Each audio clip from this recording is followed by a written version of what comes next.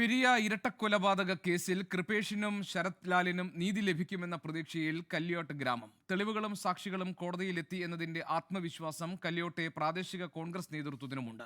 ഇനിയെങ്കിലും മേഖലയിൽ സമാധാനം വേണം എന്നാണ് നാട്ടുകാരുടെ ആവശ്യം. കൃപേഷിന്റെയും ശരത് ലാലിന്റെയും കൊലപാതകത്തിനു ശേഷം നിരവധി അക്രമ സംഭവങ്ങളാണ് പെരിയ, കല്യോട്ട് ഭാഗങ്ങളിൽ അരങ്ങേറിയത്. ചെറുപ്പക്കാരുൾപ്പെടെ നിരവധി പേർ ഇരുഭാഗങ്ങളിലും ക്രിമിനൽ കേസുകളിൽ പ്രതികളായി.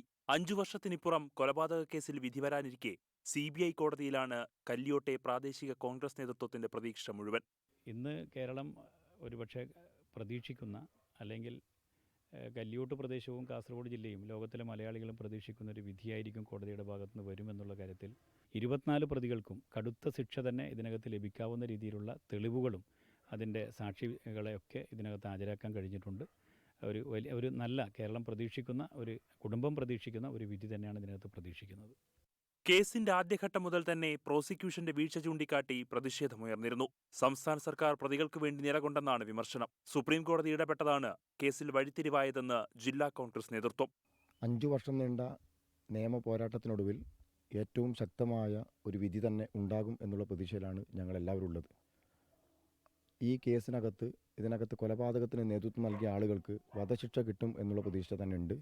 ഒപ്പം ബാക്കിയുള്ള പ്രതികൾക്ക് അവരുമേൽ ചുമത്തപ്പെട്ട കുറ്റങ്ങളിൽ ഏറ്റവും പരമാവധി ശിക്ഷ ലഭിക്കും എന്നുള്ള ഉറച്ച വിശ്വാസത്തിലാണ് ഞങ്ങളെല്ലാവരും ഉള്ളത്. കൊച്ചി CBI കോടതി കേസിൽ നാളെ വിധി പറയാനിരിക്കെ സംയമനം പാലിക്കണമെന്ന് ജില്ലാ കോൺഗ്രസ് നേതൃത്വം പ്രവർത്തകർക്ക് മുന്നറിയിപ്പ് നൽകിയിട്ടുണ്ട്. 24 കാസർഗോഡ്.